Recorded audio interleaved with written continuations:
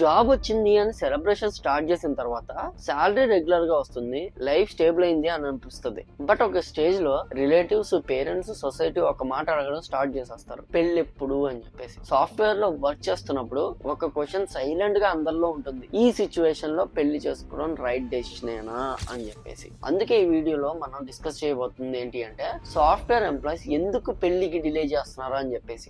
Recent గా చాలా studies లో మనకు తెలిసింది ఏంటంటే, యంగ్ ప్రొఫెషనల్స్ పెళ్లి చేసుకోవడానికి ముందరికి రావట్లేదు. అందులో చాలా మంది హైపేడ్ సాఫ్ట్వేర్ జాబ్స్ చేస్తున్నప్పటికీ వాళ్ళ ఒక లైఫ్ ని పెళ్లికి ముడేయడానికి ఇబ్బంది పడుతున్నారు. ఆ భయం ఎందుకు వస్తుంది? కెరీర్ అండ్ పర్సనల్ లైఫ్ ని బ్యాలెన్స్ చేయాలి అంటే ఎలా? ఇలాంటివన్నీ కూడా మనం ఈ వీడియోలో తెలుసుకోవడానికి అయితే ట్రై చేద్దాం.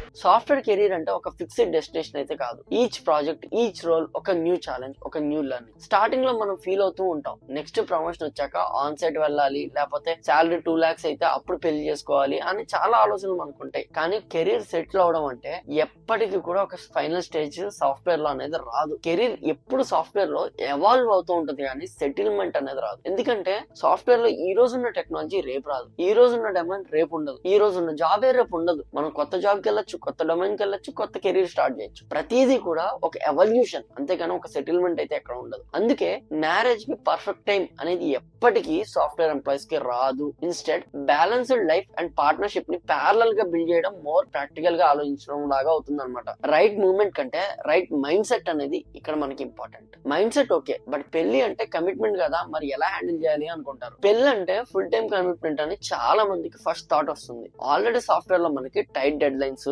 Irregular calls, night deployments, constant mental pressures ఉంటాయి. ఈ హెక్టిక్ రొటీన్ లో ఇంకో పర్సన్ ని లైఫ్ లో ఇంక్లూడ్ చేయడం అంటే మన ఫ్రీడమ్ అండ్ ఫ్లెక్సిబిలిటీ పోతుందేమో అని ఒక ఇంటర్నల్ ఫియర్ కూడా ఉంటుంది. కానీ రియాలిటీ ఏంటి అంటే, రైట్ పార్ట్నర్ ఉంటే ఆ ప్రెషర్ హాఫ్ అవుతుంది. మ్యూచువల్ అండర్స్టాండింగ్ ఉంటే ఇవన్నీ పెద్ద మ్యాటర్ ఏం కాదు. If you choose right partner, you are going to be emotionally balanced, time management కూడా ఇంప్రూవ్ అవుతుంది. పెళ్లి అంటే మీ నుంచి ఫ్రీడమ్ ఎవరో లాగేసుకోవట్లేదు. ప్రాపర్ పార్ట్నర్ తో ఫ్రీడమ్ కి డీపర్ మీనింగ్ మీకు తెలుసుకునే అవకాశం కూడా ఉంటుంది. దాంతో పాటు ఫైనాన్షియల్ రెస్పాన్సిబిలిటీస్ కూడా ఉంటాయి కదా అని చాలా మందికి ఉంటుంది. ఫైనాన్షియల్ గా ఇండిపెండెంట్ అవడం అనేది సాఫ్ట్వేర్ జాబ్ తో స్టార్ట్ అవుతుంది, కానీ సస్టైన్ చేయడం ఒక ఛాలెంజ్ లాగా ఉంటుంది. బైక్ అని, ఫ్లాట్ అని, పేరెంట్ సపోర్ట్ అని, ఈఎంఐస్, ఆల్రెడీ శాలరీలో 75% ఎక్స్పెన్సెస్ కి వెళ్ళిపోతూ ఉంటాయి. ఇలాగే ఒక ఫ్యామిలీని కూడా రన్ చేయడం అంటే rent, groceries, medical bills, kids education ఇవన్నీ కూడా యాడ్ అవుతూ ఉంటాయి. సో నేచురల్ గా డౌట్ వస్తుంది, ఈ బర్డన్ లో పెళ్లి చేసుకోవడం రైట్ డెసిషనేనా అని. కానీ పెళ్లి తర్వాత ఫైనాన్షియల్ ప్లానింగ్ ని సీరియస్ గా తీసుకుని బడ్జెట్ డిసిప్లిన్ మెయింటైన్ చేస్తే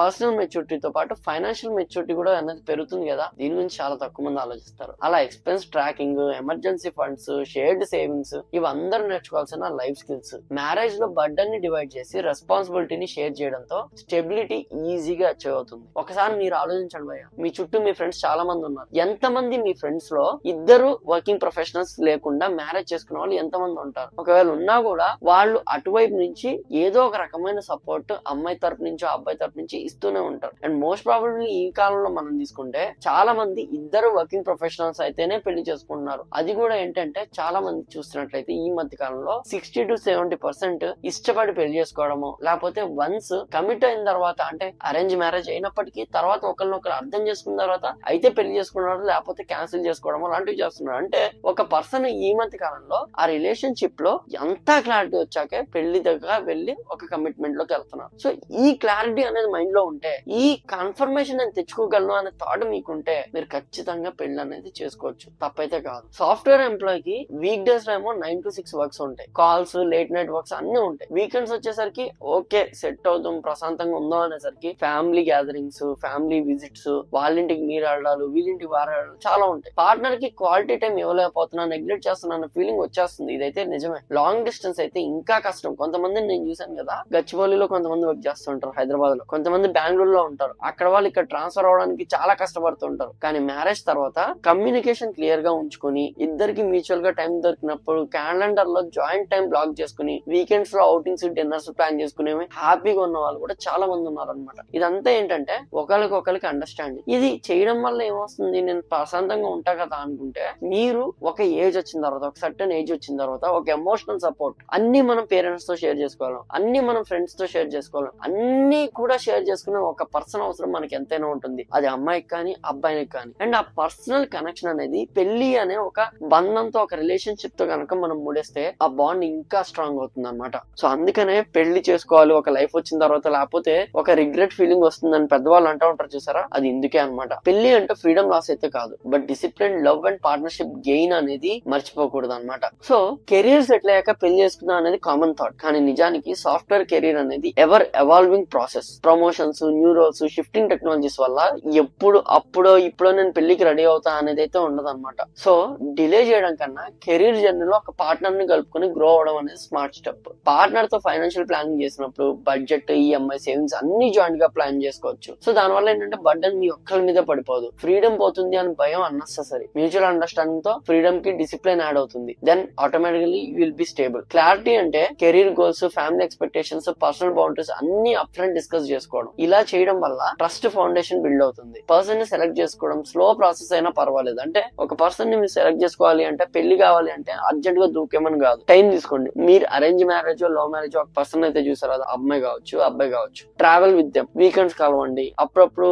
కలిసి బయట తిరగడము, ఇద్దరు కలిసి డిస్కస్ చేసుకోవడము, ఇది కరెక్ట్, నేను ఇలా ఉంటా, నేను ఇలా ఉంటా, ఈ పరిస్థితుల్లో నేను ఇలా రియాక్ట్ అవుతా, ఆ పరిస్థితుల్లో నేను ఇలా ఉంటా అనేది ముందే అర్థం చేసుకోండి. ఈ మధ్య కాలంలో ఒక ట్రెండ్ కూడా పెరిగిపోయింది అనమాట. ఏంటంటే అరేంజ్ మ్యారేజ్, అమ్మాయి సాఫ్ట్వేర్ అబ్బాయి సాఫ్ట్వేర్ ఇద్దరు ఉంటారు, పేరెంట్స్ వాళ్ళిద్దరికి కూడా పరిచయం గచ్చిబౌలిలో కాఫీ షాప్ లో చేస్తారు. ఆ తర్వాత వాళ్ళిద్దరు అప్రాక్సిమేట్ లో 6 to 7 months పాటు కలిసి మాట్లాడుకోవడము, ఫ్రెండ్లీగా మూవ్ అవడం. Friendly in the sense not physically friendly, it's about mentally friendly. Mental గా ఒకరినొకరు అర్థం చేసుకోవడం. అంతా సెట్ అయిందా, విల్ గో ఫర్దర్, మనం పెళ్లి అనే స్టెప్ తీసుకుందాం. లేదా ఇట్స్ ఓకే, నువ్వు నీ నంబర్ డిలీట్, నేను నీ నంబర్ డిలీట్, నీ దగ్గర రిగ్రెట్స్ లేవు, నా దగ్గర రిగ్రెట్స్ లేవు, అప్పటిదాకా జరిగిందంతా కూడా ఇద్దరం స్ప్లిట్ చేసుకున్నాం, ఇద్దరం ఖర్చు పెట్టుకుందాం. సో అప్పటితో అయిపోయింది. లేదు అంతా సెట్ అయింది అనుకుంటే will go for marriage and will make a good couple అనమాట. సో ఇలాంటి ట్రెండ్ అనేది హైదరాబాద్ లో లేకపోతే ఇలాంటి మెట్రో సిటీస్ లో ఐటీ ఎంప్లాయీస్ మధ్య చాలా ఎక్కువ అయిపోయింది. సో పెళ్లి అంటే జస్ట్ ఫంక్షన్ కాదు, ఒక జర్నీలో ఇంకో కో ట్రావెలర్ ని కలుపుకోవడం. సాఫ్ట్వేర్ లో ప్రెషర్ ఉంటుంది, అన్స్టేబుల్ మూమెంట్స్ కూడా ఉంటాయి, కానీ రైట్ సపోర్ట్ సిస్టమ్ తో కెరీర్ ని, లైఫ్ ని పీస్ఫుల్ గా హ్యాండిల్ చేయొచ్చు. పెళ్లి భయపడాల్సిన టాపిక్ కాదు, ప్లాన్ చేయాల్సిన టాపిక్, ప్రిపేర్ అవ్వాల్సిన టాపిక్, కాన్ఫిడెంట్ గా స్టెప్ తీసుకోవాల్సిన ఒక టాపిక్ అనమాట.